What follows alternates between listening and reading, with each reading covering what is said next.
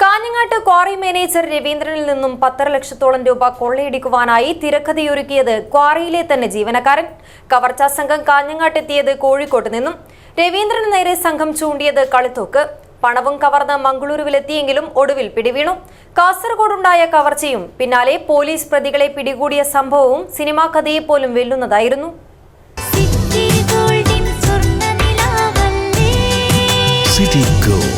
Gold and diamonds, Kerala and Karnataka, the glow of purity. Quarry മാനേജരെ അതേ ക്വാറിയിലെ തന്നെ ജോലിക്കാരൻ 3 അംഗ സംഘത്തെ വെച്ച് കൊള്ളയടിച്ചു. അതാണ് ഇന്നലെ കാഞ്ഞങ്ങാട്ടുണ്ടായത്. ഏച്ചിക്കാനത്തെ ക്വാറി മാനേജർ രവീന്ദ്രനിൽ നിന്നും 10,20,000 രൂപയാണ് ക്വാറിയിലെ ജോലിക്കാരനായ അസം സ്വദേശി ധനഞ്ജയ് ബോറ, ബീഹാർ സ്വദേശികളായ ഇബ്രാഹിം ആലം, മുഹമ്മദ് ഫാറൂഖ്, മുഹമ്മദ് മാലിക് എന്നിവരെ ഉപയോഗിച്ച് കൊള്ളയടിച്ചത്.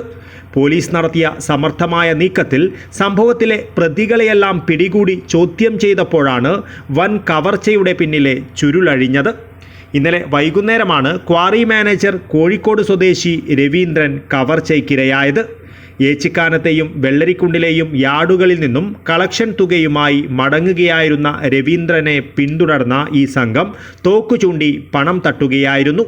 CCTV ദൃശ്യങ്ങൾ കേന്ദ്രീകരിച്ച് നടത്തിയ അന്വേഷണത്തിലാണ് കർണാടക പോലീസിന്റെ സഹായത്തോടെ മംഗലാപുരത്തു നിന്നും 3 പ്രതികളും പിടിയിലായത്.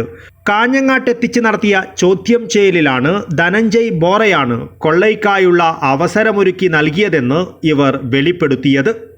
തുടർന്ന് ബോറയെയും പോലീസ് അറസ്റ്റ് ചെയ്തു. ഗ്രാനൈറ്റ് കമ്പനിയിൽ തന്നെ ജോലി ചെയ്യുന്ന ഒരാളിനെ പറ്റി നമുക്ക് ഡൗട്ട് ഉണ്ടായിരുന്നു. അവർ കൊണ്ടുവന്ന് ക്വസ്റ്റ്യൻ ചെയ്ത സമയത്തിൽ കൂടുതൽ ഡീറ്റെയിൽസ് നമുക്ക് മനസ്സിലായി. അത് വെച്ചിട്ട് ബൈ 10:30 ഈ ക്രൈമിൽ ഉൾപ്പെട്ട 4 അക്യൂസ്ഡ് നമ്മൾ പിടിച്ച് 10,20,000 നമുക്കിപ്പോൾ 9,64,000 റുപ്പീസ് കിട്ടിയിട്ടുണ്ട്. ബാക്കി അവർ ചിലവാക്കിയെന്നാണ് മനസ്സിലായത്. സോ വളരെ ഫാസ്റ്റായി ടീം എഫിഷ്യൻ്റായി ജോലി ചെയ്തിട്ട് ഇമ്മീഡിയറ്റ്ലി ആൾക്കാരനെ പിടിച്ച് റിക്കവറി ചെയ്യാൻ പറ്റിയിട്ടുണ്ട്. ഈ കേസിൽ 4 പ്രതികളുണ്ട്. അക്യൂസ്ഡ് നമ്പർ 1 ഇബ്രാൻ ആലം, 21 ഇയേഴ്സാണ്. ഇയാൾ ബീഹാർ സ്വദേശിയാണ്. A2 മുഹമ്മദ് മലിക് അലിയാസ് MD മലിക്, 21 ഇയേഴ്സ്. ഇയാൾ ബീഹാർ സ്വദേശിയാണ്. പിന്നെ A3 മുഹമ്മദ് ഫാറൂഖ്, 30 ഇയേഴ്സാണ്. ഇയാൾ ബീഹാർ സ്വദേശിയാണ്. A4 ധനഞ്ജയ് ബോറ, അസം സ്വദേശിയാണ്.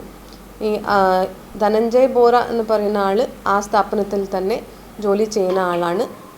ഈ ആൾ മറ്റേ 3 ആൾക്കാരനെ കൂടി കോൺസ്പിറസി ചെയ്തിട്ട് ഈ ഒരു ക്രൈമിന് ചെയ്തതാണ്. കടുത്ത സാമ്പത്തിക പ്രതിസന്ധി ഉണ്ടായതാണ് ധനഞ്ജയ് ബോറയെ മാനേജരെ തന്നെ കൊള്ളയടിക്കുവാനുള്ള മനോനിലയിലേക്ക് എത്തിച്ചത്. അതിനായി ആദ്യം ഇബ്രാഹിം ആലമിൻ്റെ സഹായം തേടി. കോഴിക്കോട്ട് നിന്നും ഇബ്രാഹിം ആലവും മുഹമ്മദ് ഫാറൂഖും മുഹമ്മദ് മാലിക്കും വാടക കാറിൽ കാഞ്ഞങ്ങാട്ടെത്തി ക്യാമ്പ് ചെയ്തു.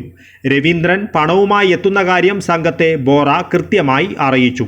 തുടർന്ന് രവീന്ദ്രനെ പിന്തുടർന്ന സംഘം ആളൊഴിഞ്ഞ സ്ഥലത്ത് നിന്നും കളിത്തോക്ക് ചൂണ്ടി പണം തട്ടുകയായിരുന്നു.